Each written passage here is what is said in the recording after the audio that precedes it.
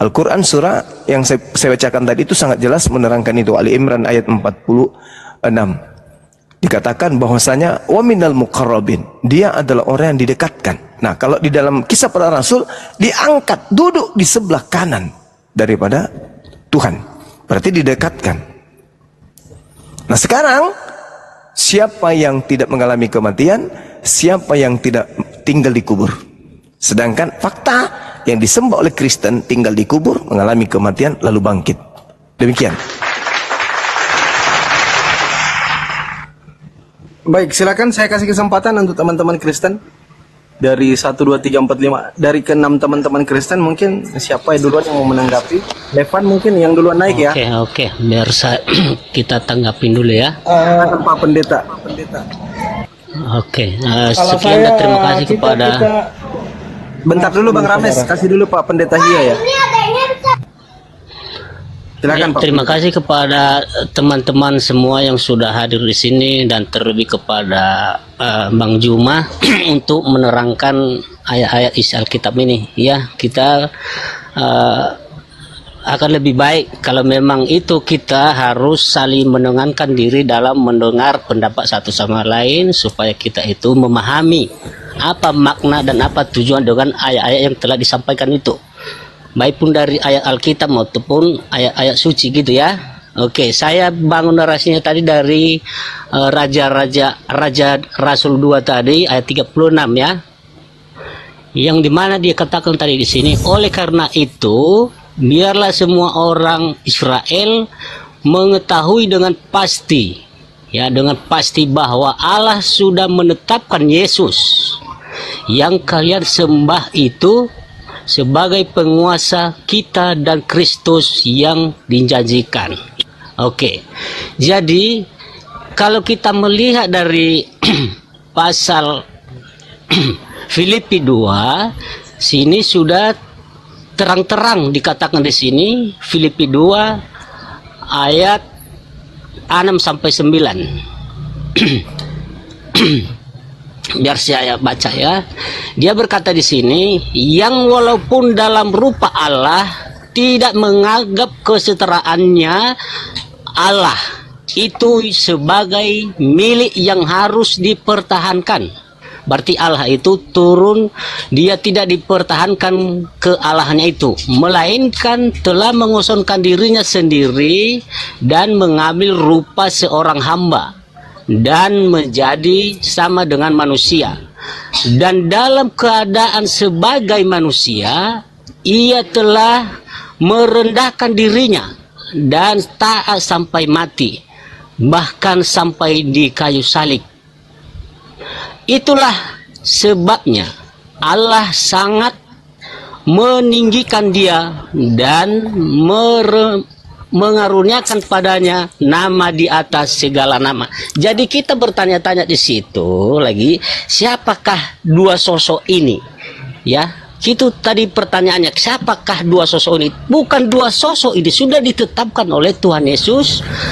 Ini dari kemanusiaannya. Jadi manusia ini kan sudah jelas Tuhan Yesus sehingga dia disalib. Tapi kenapa orang Israel ini tidak percaya kepada Tuhan Yesus? Ya, inilah yang membuat perbedaan ini, perdebatan menjadi orang-orang yang kurang percaya kepada Tuhan itu, bahwa dia sudah turun melalui manusia. Allah itu sendiri sudah turun, dia menjadi manusia, menjadi hamba. Tapi kenapa engkau manusia tidak percaya lagi kepada sosok ini? Itu orang-orang yang menolak Kristus itu, anti Kristus itu, itulah orang-orang yang tidak percaya kepadanya. Maka dianggap itu dua sosok. Padahalnya tadinya cuma satu, dia turun menjadi hamba dan menjadi manusia. Manusianya itu Tuhan Yesus yang dilahirkan oleh Bunda Maria. Ya, cukup sampai di situ saya narasinya. Oke, terima kasih. Ya, baik. Apa Bang cuma gue? Iya, saya bernarasi ya. Jadi kalau Anda membawa Filipi 2, di situ diberitakan yang walaupun dalam rupa Tuhan tidak menganggap kesetaraan dengan Tuhan itu sebagai milik yang harus dipertahankan, melainkan telah mengosongkan dirinya sendiri dan mengambil rupa seorang hamba dan menjadi sama dengan manusia.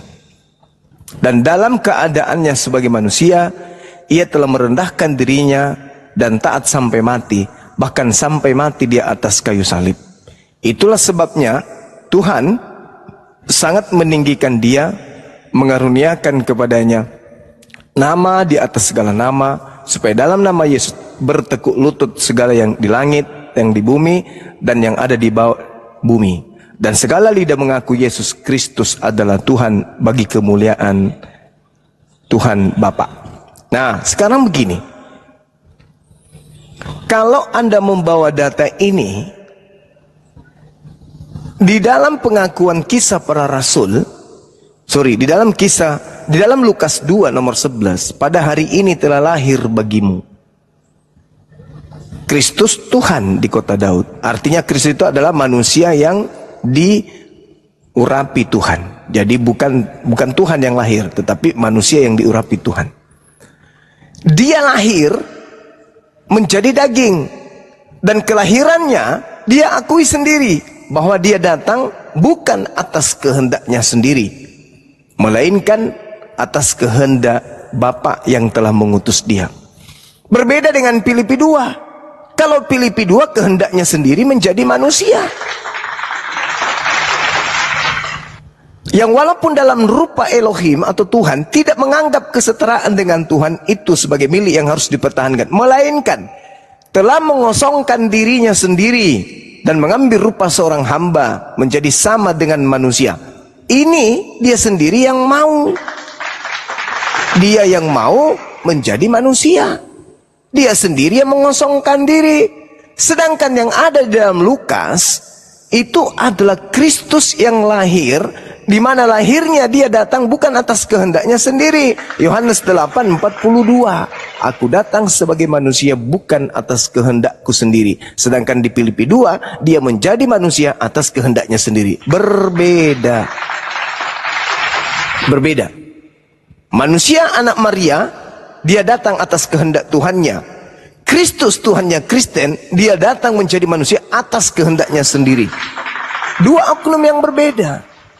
Kemudian, kalau Anda melihat di dalam ajaran saudara, yang Anda sembah, yang bernama Kristus itu, satu, dia ditinggal di kubur selama 3 hari 3 malam. 2, dia menjadi mayat. Sedangkan khotbah Petrus mengatakan apa yang dinubuatkan oleh Nabi Daud. Saya baca dari 29, dari Kisah Para Rasul 2 nomor 29. Saudara-saudara, aku boleh berkata-kata dengan terus terang kepadamu tentang Daud bapak kita. Daud bapak kita telah mati dan dikubur, dan kuburannya masih ada pada kita sampai hari ini. Tetapi Daud adalah seorang nabi, dan ia tahu bahwa Tuhan telah berjanji kepadanya dengan mengangkat sumpah bahwa ia akan mendudukkan seorang dari keturunan Daud sendiri di atas tahta. Karena itu dia yang dijanjikan itu, Daud yang telah menjanjikan itu, telah melihat ke depan dan telah berbicara tentang kebangkitan Mesias ketika ia mengatakan bahwa dia tidak ditinggalkan di dalam dunia orang mati. Satu, ini nubuat Daud. Daud menubuatkan keturunannya akan duduk di atas tahtanya dan tidak akan ditinggal di dunia orang mati. Artinya dia tidak dikubur. Dan bahwa dagingnya tidak mengalami kebinasaan. Artinya bahwa dagingnya Yesus anak Daud itu tidak mengalami mati, tidak mengalami kematian atau tidak kena maut. Nah, lalu dia mengatakan Yesus inilah yang dibangkitkan Tuhan, dan tentang hal itu kami semua adalah saksi.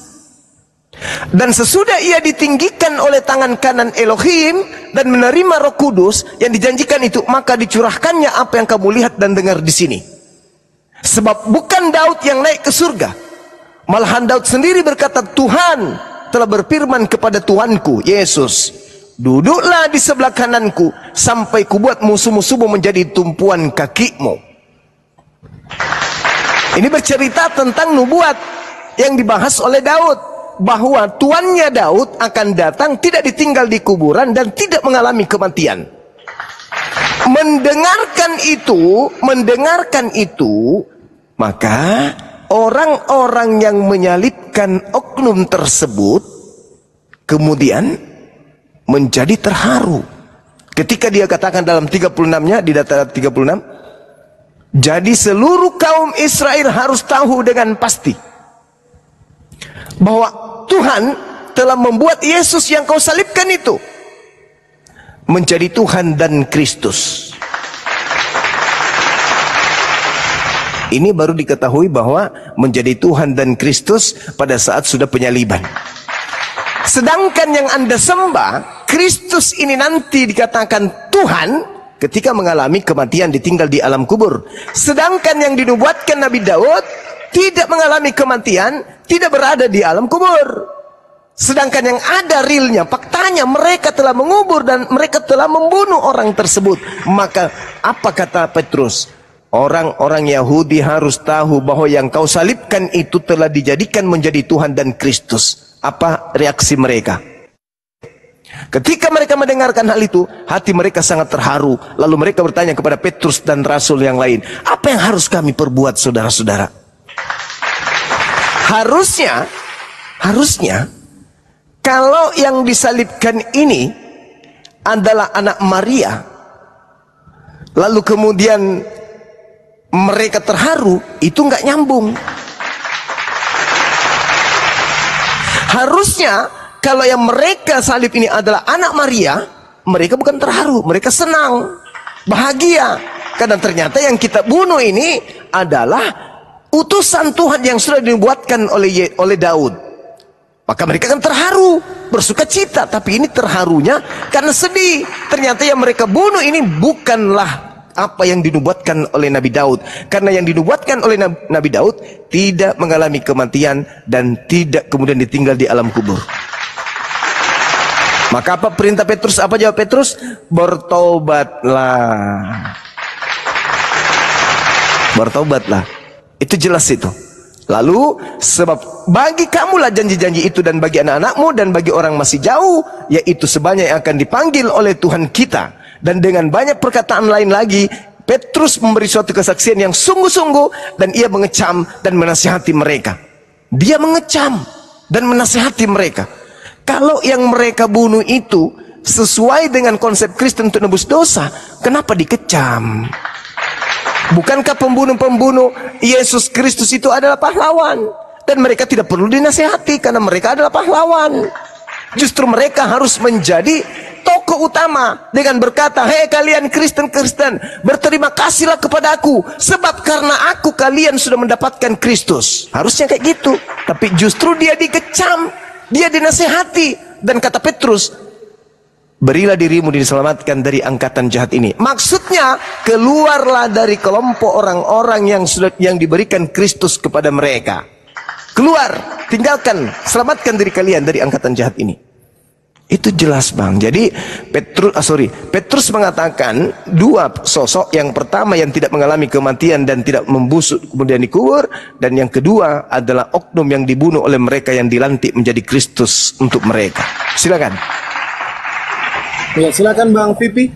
Kalau Nah, oke, dari saya gini, Bang Zuma. Baik, saya akan buktikan Yesus anak Maria itu Yesus yang disembah, dan itu Yesus yang ketemu sama Paulus. Itu kan tujuan diskusi kita sore hari ini. Pembuktian bahwa Yesus anak Maria itu yang Yesus yang mati dan Yesus yang ketemu sama Paulus. Orang yang sama. Saya akan buktikan. Yang pertama, ya. Sewaktu Lukas 2 ayat 11, malaikat berkata, ya, ini ayat kesukaan saya nih. Kenapa malaikat berkata demikian? Karena malaikat tahu Yesus siapa. Karena mereka sama-sama berasal dari surga. Satu. Yang kedua, ya, saya akan buktikan Paulus yang itu ketemu dengan Yesus yang asli. Apa buktinya? Pada saat Paulus ketemu dengan Yesus yang asli, ya, Yesus yang benar, itu ada penyembuhan. Bang Zuma kan ahli Alkitab. Di mana di dalam Kejadian sampai Wahyu iblis mampu menyembuhkan? Tidak ada. Pada saat Paulus ketemu sama Yesus ada penyembuhan. Apa buktinya? Mata Paulus dari buta menjadi celik. Kedua, yang ketiga, perkataan Paulus kepada bangsa Israel, ya. Karena gini, bangsa Israel kan bangsa yang pengen pembuktian, ya. Paulus itu mengatakan demikian kepada mereka karena Paulus ingin membuktikan bahwa Yesus itu benar-benar Kristus dengan kebangkitan dan kematiannya di kayu salib. Karena kalau tidak demikian mereka tidak percaya. Karena yang kita tahu bangsa Israel adalah bangsa yang tegar tengkuk, sombong. Artinya harus ada pembuktian bahwa ucapan itu bisa dipercaya. Paulus mengatakan demikian kepada mereka. Clear di sini. Ini kan cuma kita perang narasi saja. Makanya saya katakan Yesus yang lahir dari Bunda Maria itu Yesus yang disalib. Karena pada saat penyalipan Yesus memanggil Bunda Maria dengan sebutan ini ibuku. Clear. Clear semua itu. Ya, Yesus yang disalib mengenal siapa yang melahirkannya. Yesus yang ketemu Paulus ada penyembuhan di sana. Tidak ada perbedaan. Satu sosok yang sama. Tidak ada. Ya, kalau narasi yang tadi teman-teman Islam bawa itu adalah narasi yang ingin menyatakan bahwa Kristus ada dua, tidak. Perkataan Paulus itu saya katakan tadi, saya ulangin perkataan saya. Perkataan Paulus kepada bangsa Israel, Paulus ingin membuktikan bahwa itu bukti nyata Yesus adalah Kristus dengan kematian dan kebangkitannya di kayu salib. Silakan. Ya, Anda mengatakan kalau itu Yesus palsu, kenapa kemudian dia bisa menyembuhkan, kenapa dia bisa bermukjizat? Justru itu menggenapi nubuatannya.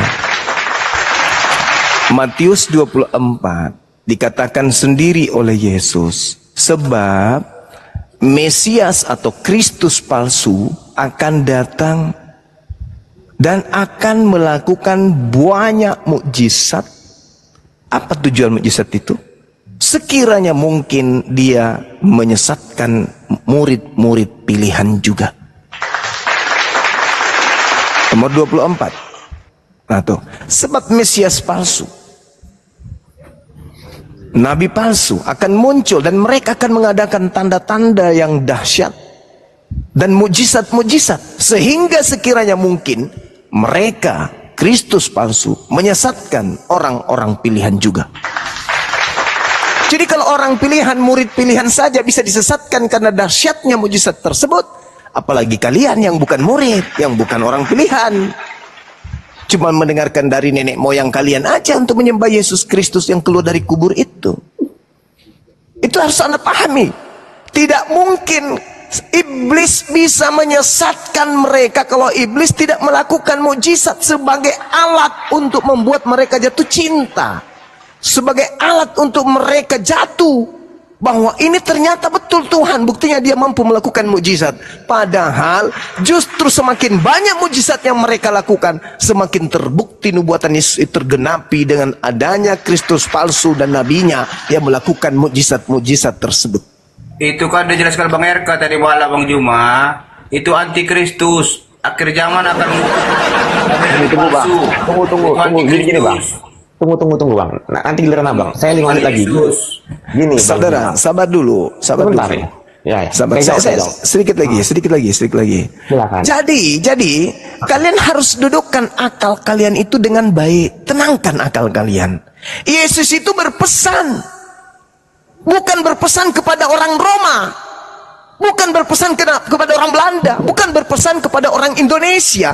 Yesus berpesan kepada muridnya orang-orang Yahudi agar jangan percaya kepada Kristus palsu. Kalau kalian percaya kepada yang datang Paulus, derita kalian. Kan Yesus hanya menasihatkan muridnya Bani Israel. Kalau kalian percaya ya silakan, tapi muridnya kata Yesus jangan percaya, jangan. Tetaplah pada kepercayaanmu kepadaku. Yohanes 17 Yohanes 17:8. Segala firman yang engkau berikan kepada aku telah aku berikan kepada muridku dan muridku percaya aku adalah utusan. Dan selesai. Jadi kalau Anda kemudian mau percaya yang datang kepada Paulus, yang datang kepada Ananias, yang datang kepada Pulau Patmos, silakan. Toh Yesus hanya berfirman, bersabda kepada murid-muridnya Bani Israel, bukan kepada Anda. Makanya Yesus mengatakan, jadi pada waktu jika ada orang berkata kepadamu, lihat ada Mesias di sini, jangan kau percaya. Jangan kau percaya, kata Yesus. Kalau kalian yang bukan murid Yesus percaya, ya itu derita kalian, kawan. Ini berbicara skala prioritas Yesus dengan muridnya Bani Israel yang bukan Kristen. Sedangkan Kristen ini justru pengikut Kristus yang diminta untuk diwaspadai. Justru kalian menjadi muridnya, pengikutnya, anak-anaknya. Sampai sini paham?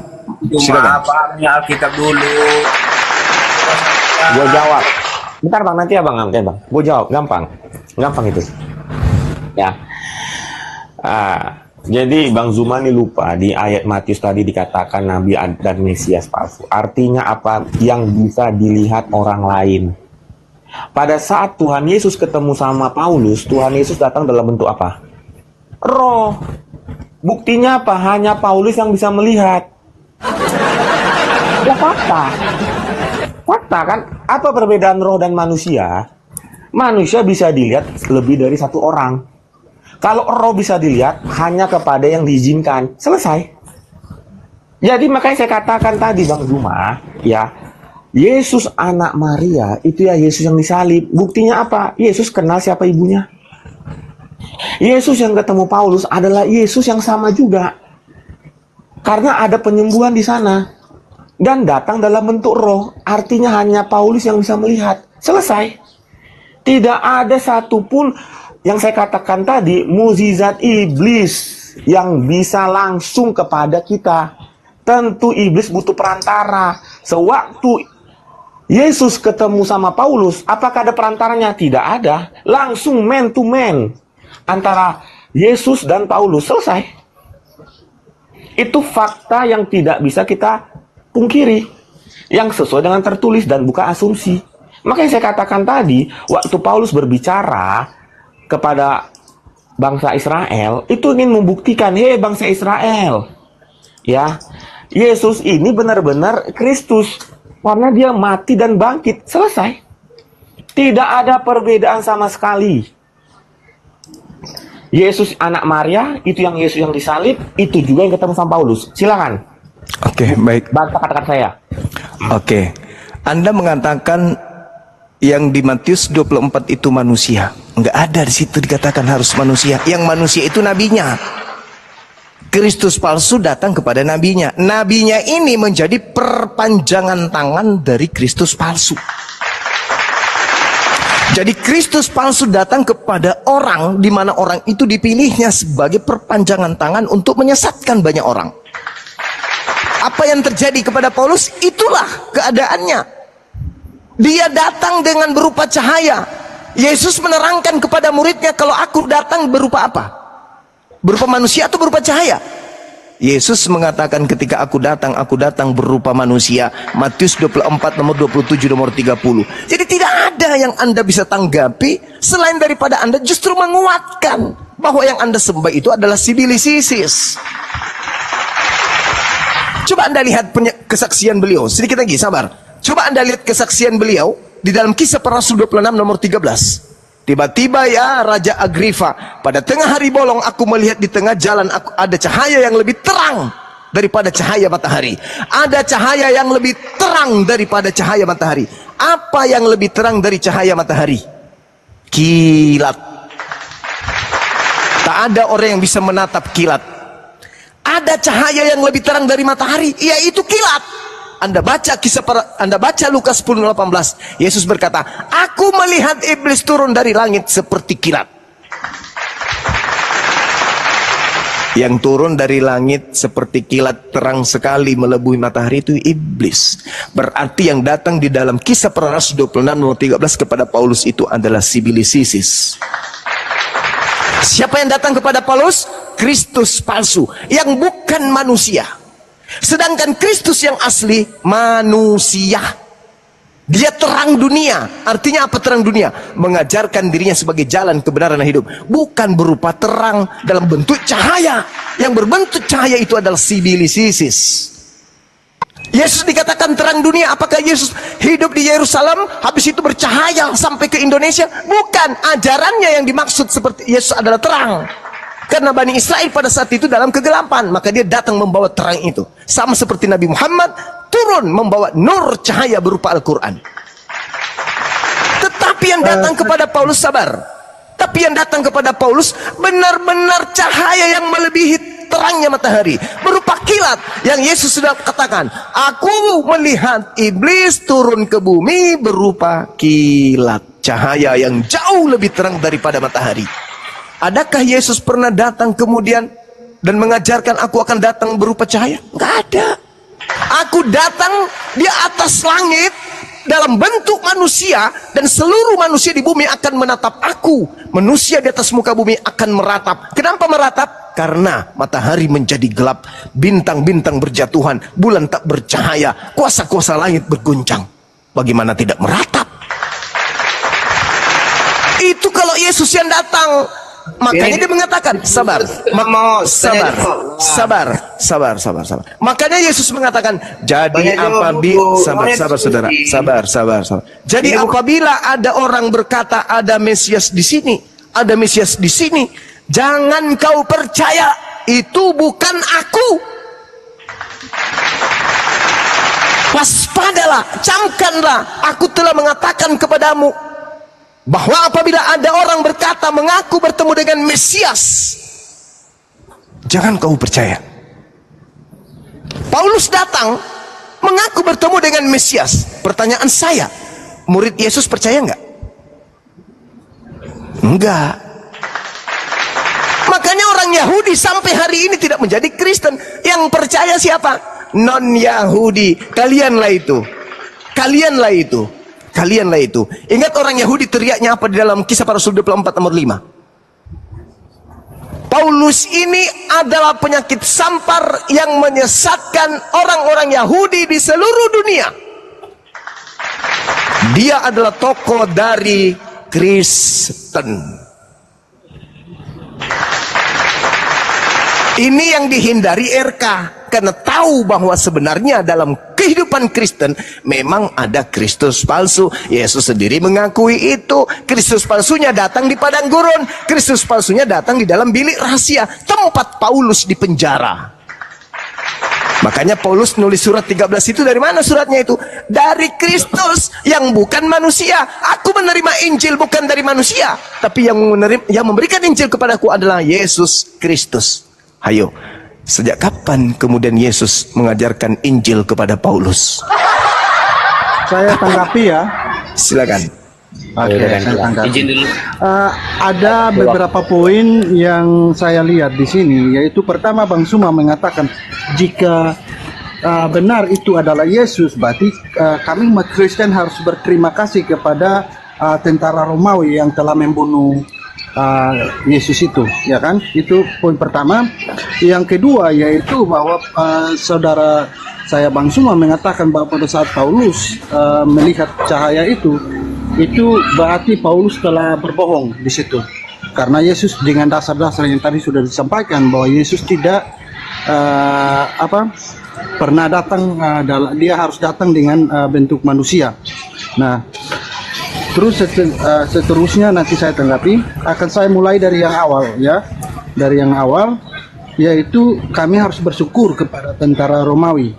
Ya, Bang Suma harus tahu bahwa pada saat terjadi pembunuhan pada saat itu bukanlah keinginan dari Tuhan, itu bukan rancangan daripada Tuhan itu, tapi itu rancangan dari iblis. Apabila Bang Suma mengatakan kami bersyukur kepada tentara Romawi, maka Bang Suma harus ingat apa yang harus Bang Suma ingat, bahwa Tuhan juga harus bersyukur karena fungsi iblis adalah menggoda manusia. Nah, sedangkan Tuhan ingin manusia mempunyai seorang manusia yang berdosa. Nah, bagaimana manusia bisa jatuh ke dalam dosa apabila tanpa iblis? Itu poinnya, saudara. Nanti saudara juga tolong jelaskan kepada saya di hadis Muslim 4936 ya. Nanti tolong jelaskan saya tentang itu. Terus tentang Paulus dituduh sebagai nabi palsu atau rasul palsu ya. Saudara harus tahu ayat yang saudara kutip itu tulisannya siapa? Itu tulisannya siapa? Ya, di Kisah Para Rasul itu tulisannya siapa? Itu saudara harus ketahui itu. Ya, itu poin pertama. Terus yang kedua tentang Yesus itu datang kepada Paulus dengan bentuk cahaya. Nah, sedangkan pada saat itu Bang Suma tidak bisa bedakan saat Yesus masih di dunia dengan saat Yesus sudah terangkat ke surga. Itu dalam situasi yang sudah berbeda. Terima kasih. Ya, baik. Saya sampaikan lagi ya. Yesus anak Maria itu manusia. Kalian menyembah manusia enggak? Enggak dong, kalian harus menyembah Tuhan. Masa menyembah manusia? Berarti kalian menyembah bukan anak Maria. Ingat dalam Ibrani 10 nomor 12. Yesus duduk selama-lamanya di samping kanan Bapa. Berarti dia enggak turun. Setelah naik enggak turun lagi kepada Paulus. Ingat saudara, Paulus mengaku bertemu dengan Yesus ketika dia di padang gurun menuju Damsyik. Paulus menulis suratnya itu tahun 50-an. Sudah ada hampir 20 tahun Yesus duduk di langit. Tiba-tiba saja dia mendengarkan suara dari langit berupa cahaya turun ke bumi.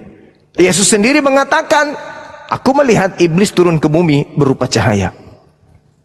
Anda baca Galatia 1 nomor 1. Aku menerima Injil bukan dari manusia, tapi dari Yesus. Yesus bukan manusia. Hah? Maria tidak melahirkan manusia rupanya. Yang nete, yang disunat itu bukan manusia. Itu manusia. Bahkan dalam kitabmu sendiri 2 Yohanes 1 nomor 7. Siapakah penyesat itu? Bukankah dia yang pergi ke seluruh dunia? Ajarannya maksudnya, karena dia nggak mungkin keliling. Ajarannya pergi ke seluruh dunia. Inilah iblis. Iblis itu bisa berupa roh kemana-mana, mengajarkan bahwa Yesus Kristus telah datang bukan manusia. Siapakah antikristus itu? Siapakah penyesat itu? Bukankah dia yang pergi ke seluruh dunia, yang tidak mengaku Yesus Kristus datang sebagai manusia? Paulus mengaku menerima Injil, Yesus datang kepadanya bukan sebagai manusia. Bukan manusia yang mengajarkan aku Injil, tapi Yesus. Siapakah penyesat itu? Bukankah dia yang pergi ke seluruh dunia, yang tidak mengaku bahwa Yesus Kristus datang sebagai manusia? Aku menerima Injil bukan dari manusia. Kena. Pas banget. Artinya ada skala kecil, ada skala besar. Apa skala kecil itu? Yesus anak Maria, aku diutus hanya kepada domba yang sesat bagi skala kecil, bagi Bani Israel saja. Tapi skala besar, Kristus yang keluar dari kubur, pergilah ke seluruh dunia. Jadikan seluruh bangsa di atas muka bumi menjadi pengikutku. Dua Kristus yang berbeda. Jelas itu bang. Satu anak manusia, satu bukan manusia. Satu untuk Bani Israel, satu untuk dunia. Yesus berkata dalam Yohanes 5 nomor 30. Aku tidak dapat berbuat apa-apa dari diriku sendiri. Kristus, kepadaku telah diberi kuasa, baik di langit maupun di bumi. Pergilah ke seluruh dunia. Padahal konsep Kristen adalah Filipi 2 nomor 6 nomor 7. Atau paling tidak konsep Kristen adalah pada mulanya adalah firman. Firman itu bersama dengan Tuhan. Tuhan itu kemudian berubah firman, turun ke bumi menjadi daging. Sang daging kok mengatakan aku tidak dapat berbuat apa-apa dari diriku sendiri. Kemudian nanti Anda mengatakan itu kan pada saat dia jadi manusia. Lalu yang keluar dari kubur makan ikan goreng itu apa? Dalam bentuk manusia dia mengatakan aku diberi kuasa baik di langit maupun di bumi. Loh, katanya dalam manusia tidak ada kuasanya. Tetapi 30 detik terakhir, dengarkan.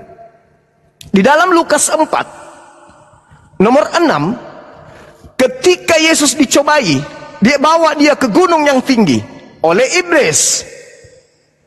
Hei Yesus, ya paman, Aku akan memberikan segala kuasa dan kemuliaannya. Seluruh dunia akan aku berikan kepadamu jika engkau menyembahku. Sebab aku berhak memberikan kepada siapapun yang aku kehendaki. Berhasilkah Yesus digodai iblis? Tidak. Berhasilkah iblis memberikan kuasa di dunia? Tidak. Gugur. Yesus tidak menerima kuasa tersebut.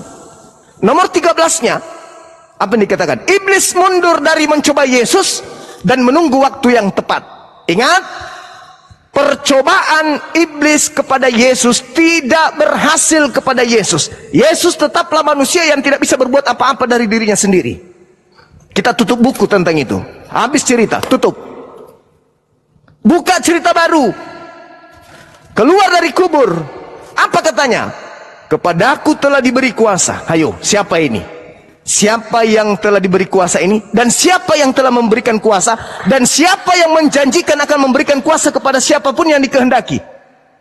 Si Bilisis menerima kuasa siapa? Kristus palsu. Pergi ke seluruh dunia untuk menjadikan orang semua menjadi pengikutnya siapa? Kristus palsu. Siapa pengikutnya? Kristen. Baktaril. Ini yang ditakutkan oleh RK. Kenapa dia larinya ke tema yang lain? Silakan. Oke.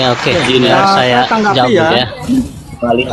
Saya tanggapi atau siapa yang tanggapi? Saya tanggapi dulu ya. Sebentar, Bang Rami. Ya. Sebentar. Silakan teman-teman Kristen, pilih aja yang mana duluan, silakan. Iya, biar saya tanggapi dulu ya.